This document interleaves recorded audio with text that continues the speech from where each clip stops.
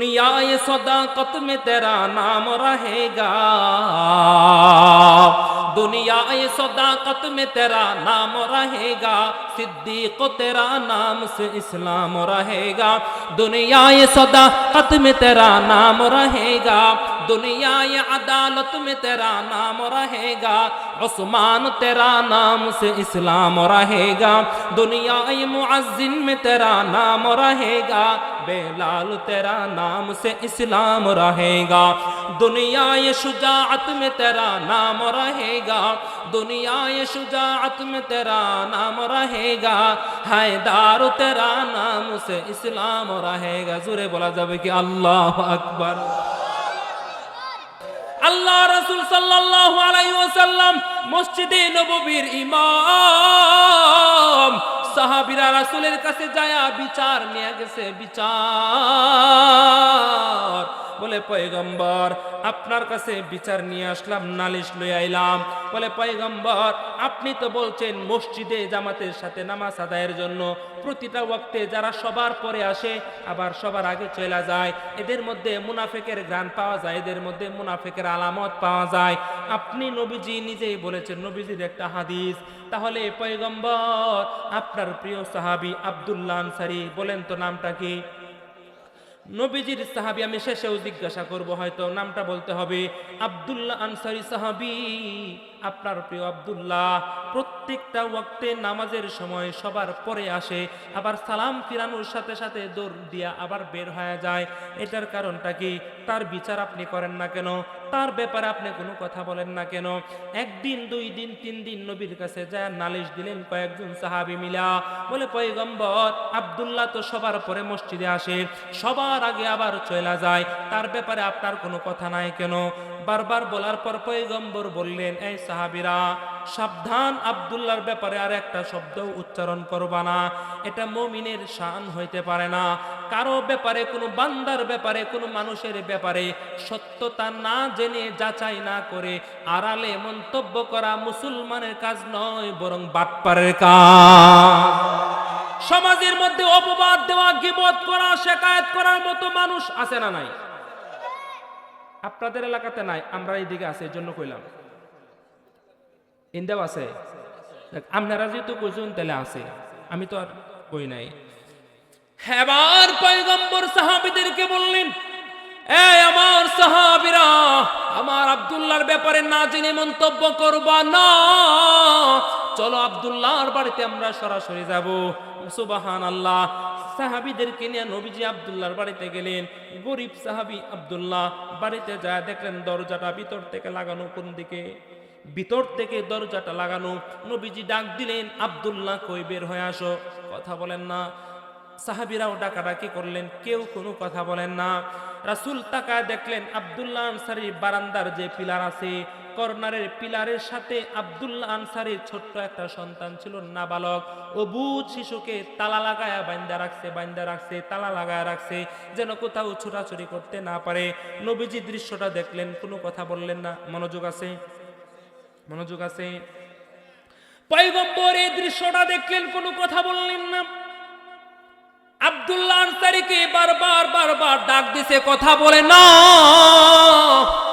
পয়গম্বর বারবার ডাক দেওয়ার পরে ভিতর থেকে যেহেতু কোনো কথা বলেন না, নবীজি অবশেষে বলেন, যাও, চলে যাব, আবার অন্য সময় আসব।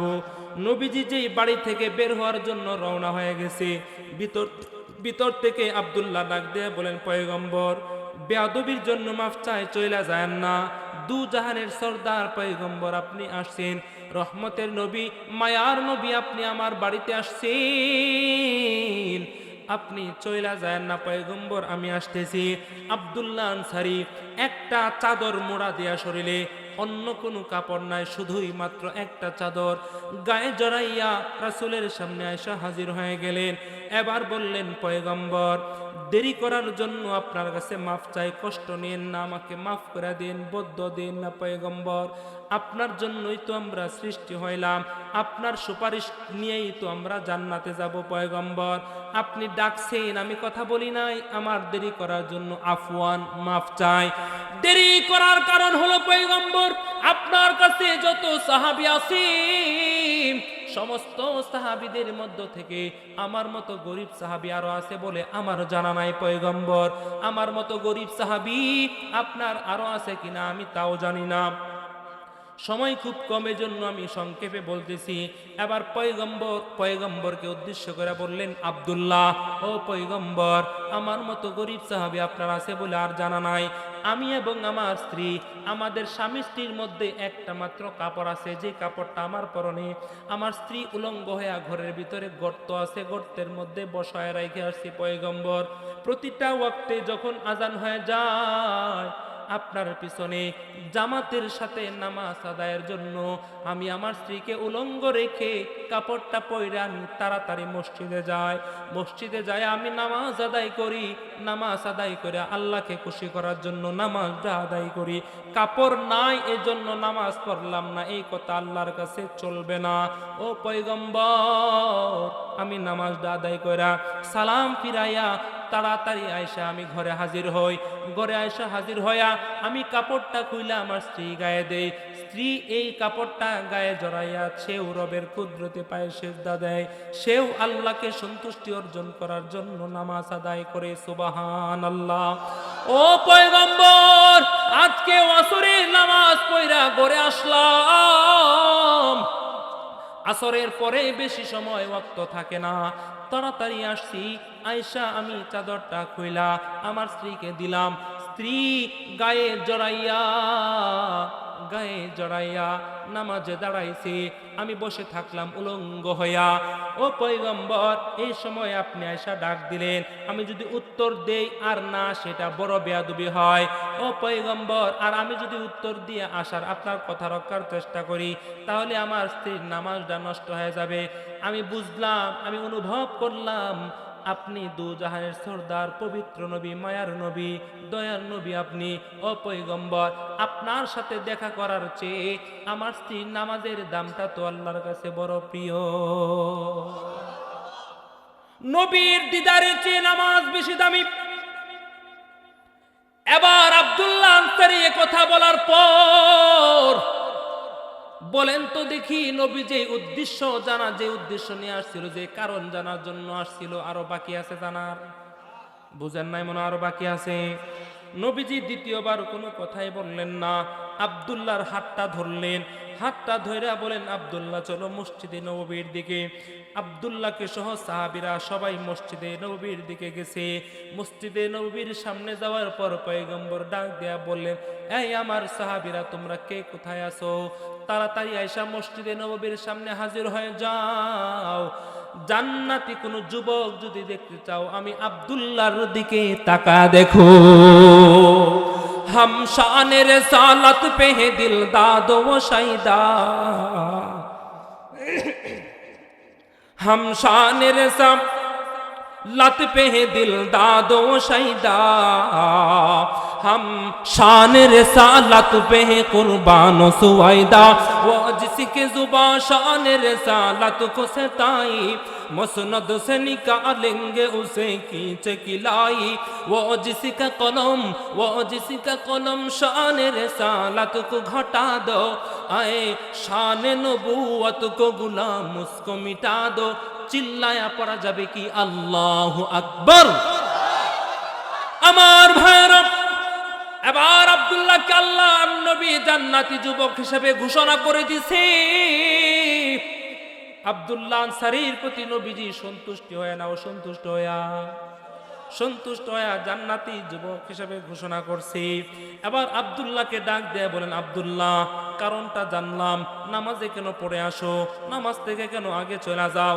কারণ জানার আর বাকি রইল না। এই আব্দুল্লাহ, এবার তোমার কাছ থেকে একটা কথা জানতে চাই, বলো তো দেখি, তোমার বারান্দার পিলারের সাথে ছোট্ট অবুঝ শিশুটাকে কেন তালা লাগায় রাখছিলা? বলো তো দেখি। আমি নবীর বড় কষ্ট লাগছিল, কেন তুমি তালা লাগায় রাখছো?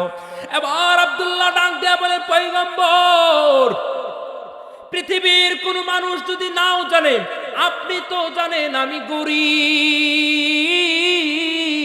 আমার ঘরের মধ্যে 7 দিন হয়, 10 দিন হয়, 12 দিন হয়ে যায়, চুলার মধ্যে আগুনটাও জ্বালাইতে পারি না, শুধুমাত্র পানিটা গরম করি, আগুনটা জ্বালায়, সন্তানদেরকে সান্ত্বনার বাণী শোনায়, সান্ত্বনা দেয় যে অপেক্ষা করো, রান্না হইতেছে, এই তো রান্না হইতেছে। কান্না করতে করতে বাচ্চারা ঘুমায় পড়ে, খাবারের কথা বইলা যায়, আবার সজাগ হয়, আবার কান্না করে। ও পয়গম্বর, এই আমার অভাবের সংসার, পরনের একটা কাপড় বাড়তি নাই যে দুইজনে দুইটা কাপড় পরব, পরনে দুইটা কাপড় নাই, কাউকে দিব তো দূরের কথা, নিজেদের জন্যই তো নাই। ও পয়গম্বর, আমার মতো গরিব সাহাবী আপনার কাছে আরো আছে বলে আমার তো মনে হয় না। আমি যে গরিব দুনিয়ার কেউ না জানলেও আপনি তো জানেন পয়গম্বর। আমার বাড়ির সামনে একটা খেজুর গাছ আছে, যার মালিক একটা ইহুদির বাচ্চা। এই খেজুর গাছে বড় বড় খেজুর হয়, বড় বড় খেজুর হইয়া পেকে পেকে মাটিতে পড়ে গেছে, জমিনে পড়ছে। ও পয়গম্বর, জমিনে পড়ছে, পরিত্যক্ত হয়ে গেছে, খাওয়ার মতো কোনো মানুষ তার নাই। ইয়া রাসূলুল্লাহ, ইয়া হাবিবাল্লাহ, আমার 7 দিনের ক্ষুধার্ত সন্তানটা খেজুর দেইখা লোকটার সামলাইতে পারে নাই, জমিন থেকে পরিত্যক্ত খেজুরটা টুকাইয়া তার মুখে ঢুকাইছিল। এই দৃশ্যটা খেজুর গাছের মালিকটা দেখছে পয়গম্বর। এই দৃশ্যটা খেজুর গাছের মালিক দেখার পর খেজুর গাছের মালিক আর এটা সহ্য করতে না পায়রা, ওগো পয়গম্বর, আমি এটা কষ্টে বলতেছি না, বাস্তব কথাটা আপনি জানতে চাইলেন তো বললাম। ইহুদির বাচ্চা খেজুর গাছের মালিক আমার 7 দিনের ক্ষুধার্ত সন্তানের মুখের ভিতরে আঙ্গুল ঢুকাইয়া খেজুরটা বের করে নিয়ে গেছে, খাইতে দেয় নাই। আমার সন্তানটাকে খাইতে দেয় নাই।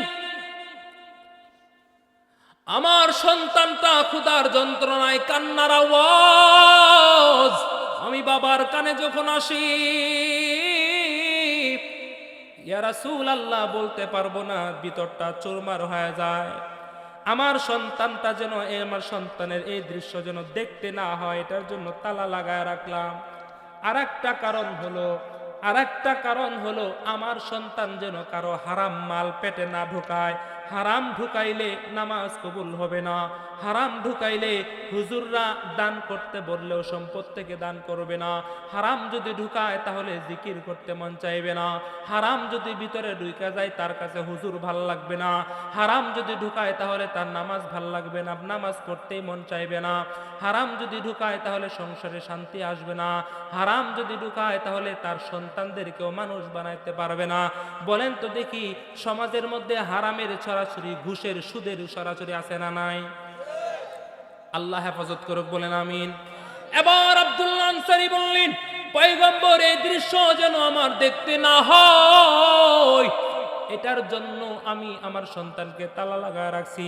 নবীজি মোটেও দেরি করলেন না, নবীজির নিজের রুমালটা এভাবে বিছাইয়া দিলেন। নবীজির রুমালটা বিছাইয়া বলেন, এই তোমরা উপস্থিত কারা আছো, যার কাছে যা সাধ্য আছে আমি নবী চাইলাম দেয়া দাও আমার এখানে। এবার যার যার সাধ্য মোতাবেক, সবচেয়ে গরিব যেই সাহাবী আবু বকর রাদিয়াল্লাহু তাআলা আনহু, জোরে বলেন না সুবহানাল্লাহ, আবু বকর রাদিয়াল্লাহু তাআলা আনহু তিনিও দান করলেন, আরো যারা আছে তারাও এখানে দান করলেন। উসমান রাদিয়াল্লাহু তাআলা আনহু নবীজির 2 মেয়ের জামাতা, জোরে বলেন কয় মেয়ের? 2 মেয়ের জামাতা ধনী সাহাবী উসমান দান করলেন না, মজলিস থেকে উঠে চলে গেছে। দৌড় মাইরা উসমান রাদিয়াল্লাহু তাআলা আনহু খেজুর গাছের মালিকের কাছে চলে গেছে। খেজুর গাছের মালিকের কাছে যা বলে, এই ভাই, আব্দুল্লাহর বাড়ির সামনে যে একটা বড় খেজুর গাছ আছে, বলো কিনতে চাই, খেজুর গাছের দাম কত বলো, খেজুর গাছটার দাম কত আমাকে বলতে হবে তোমার। আবার ইহুদির বাচ্চা চিন্তা করলো, মনে হয় তার এটাই লাগবে, এজন্য দামটা মুহূর্তের মধ্যে বাড়ায় দিছে। রমজান আসলে পণ্যের দাম বাড়ায় দেয় এমন ধোঁকাবাজ, প্রতারক, বাটপার, কসাই ব্যবসায়ী আছে না নাই? সবটাই হারাম। সে নিজে খাবে হারাম, সন্তানদেরকেও খাওয়াবে হারাম। যে সন্তানকে বাপ হারাম উপার্জন খাওয়ায়, এই সন্তান বড় হইয়া তার বাবার কপালে লাত্তি, সম্মান করবে না, মোটেও সম্মান করবে না। এবার উসমান রাদিয়াল্লাহু তাআলা আনহু ইহুদির বাচ্চাকে বললেন বলো দাম কত। ইহুদির বাচ্চা সিদ্ধান্ত নিলেন বলো 100 খেজুর গাছের দাম যত আমার এই খেজুর গাছের দাম তত। এবার ওসমান রাদিয়াল্লাহু তাআলা আনহু বললেন 100 খেজুর গাছ তোমার দরকার, আমার কত খেজুর বাগান আছে তুমি নিজেও জানো না। 1000 খেজুর গাছওয়ালা আমার বাগান আছে, বাগান 1000 খেজুর গাছওয়ালা বাগান তোমাকে পুরাটা দেয়া দিলাম, বিনিময়ে তোমার একটা গাছ আমাকে দেয়া দাও। জোরে বলেন না সুবহান। এবার উসমান রাদিয়াল্লাহু তাআলা আনহু যখন বললেন খেজুর গাছ ক্রয় করে আবার দৌড় দিয়া পয়গম্বরের দরবারে হাজির। পয়গম্বরকে বললেন পয়গম্বর কালেকশন শেষ? বলে হ্যাঁ শেষ। বলে আমি তো কিছুই দান করলাম না। নবী বললেন কেন দান করলা না ওসমান, কেন দান করলা না তুমি বলো। বলে আমি টাকা পয়সা দান করলাম না, বরঞ্চ আমি ওসমান দৌড় দিয়া যাইয়াম আব্দুল্লাহর বাড়ির সামনে যে খেজুর গাছ, ওই খেজুর গাছ আমি কিনে দিলাম। আজকের পর থেকে ওই খেজুর গাছের মালিক আব্দুল্লাহর সন্তানটা। আজকের পর থেকে খেজুর গাছের মালিক আব্দুল্লাহর সন্তান। যখন মন চায় তখন গাছ থেকে পায়রাও খাইতে পারবে, টুকাইয়াও খাইতে পারবে। পৃথিবীর কোনো মায়ের সন্তান নাই যে তাকে বাধা দেবে। জোরে বলেন না সুবহান আল্লাহ। दुनिया ये सदाकत में तेरा नाम रहेगा, दुनिया ये सदाकत में तेरा नाम रहेगा, सिद्दीक तेरा नाम से इस्लाम रहेगा। दुनिया ये सदाकत में तेरा नाम रहेगा, दुनिया ये अदालत में तेरा नाम रहेगा, उस्मान तेरा नाम से इस्लाम रहेगा। दुनिया ये मुअज्जिन में तेरा नाम रहेगा, बेलाल तेरा नाम से इस्लाम रहेगा। दुनिया ये शुजाअत में तेरा नाम रहेगा, दुनिया ये शुजाअत में तेरा नाम रहेगा, हैदार तेरा नाम से इस्लाम रहेगा। जोरे बोला जावे कि अल्लाह अकबर।